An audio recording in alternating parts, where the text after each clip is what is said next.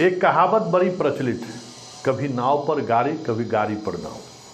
जी हाँ, वैसे ये कहावत चरितार्थ होते हुए बहुत कम आपको देखने को मिलता होगा। जो बाढ़ के इलाके में है वहाँ कभी कभी दिख जाए, लेकिन इसका जो मतलब है वो व्यापक है।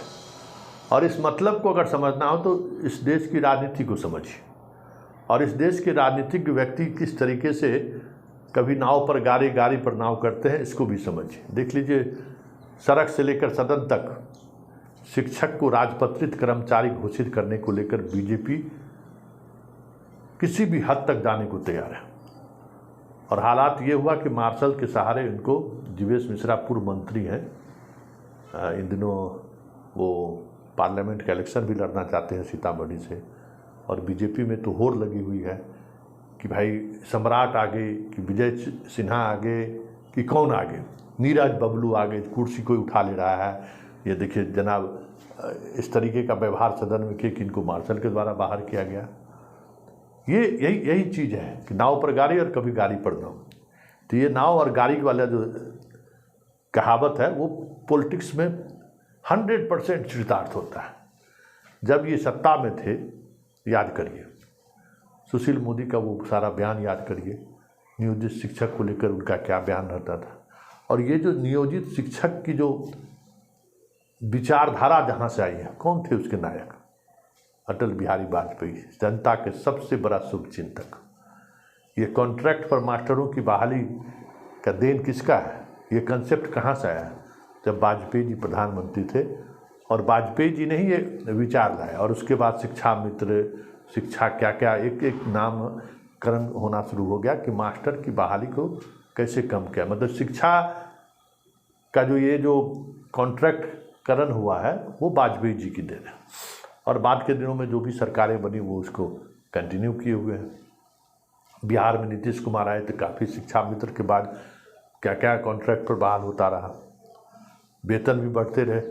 वित्त मंत्री रहते हुए सुशील मोदी शिक्षक को लेकर जिस मांग का लगातार विरोध करते रहे, आज उसके समर्थन में वो भी सड़क पर उतर रहे हैं। लेकिन ज़रा इन चीज़ों को समझिए, ये जो राजनीति है इसको, राजनीति को समझिए कि ये राजनीति ये है कि इनको राजपत्रित कर्मचारी घोषित कीजिए मास्टर को, और शिक्षक बहाली को लेकर जो प्रोसेस चल रहा है इस पर भी इनका नज़रिया कुछ इसी तरीके का है। तो ज़रा सुनिए और ज़रा अंदाज देखिए। जीवेश मिश्रा जी श्रम संसाधन मंत्री थे, मतलब बिहार के सबसे महत्वपूर्ण मंत्रालय, जो बाहर में भी बहुत सारे बिहारी जाते हैं, उनका देखभाल, उनकी सुरक्षा की सारी जिम्मेवारी इसी विभाग की रहती है। विभाग के मंत्री रहते हुए इन्होंने क्या किया कहने की जरूरत नहीं है। लेकिन आज विपक्ष में है तो क्या तेवर है, ज़रा इनके तेवर को देखिए और समझिए। और यही सियासत है और यही राजनीति है। सत्ता से जैसी बेदखल होते हैं, जन सरोकार के मुद्दों के साथ खड़े हो जाते हैं। जैसी सत्ता में पहुंचते हैं वो मुद्दा इनसे दूर हो जाता है। कहते हैं कि पैसा कहाँ है, ये स्टेट इसको अलाउ कर ही नहीं सकता है, दिवालिया हो जाएगा स्टेट। ज़रा सुनिए जीवेश मिश्रा क्या क्या। अरे 10 लाख शिक्षकों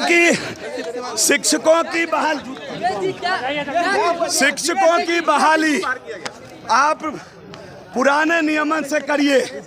इसी बात को मैंने सदन में उठाया तो ये आदत सीख लिए हैं, हर बात में शांतिपूर्ण तरीके से इस विषय को उठाया।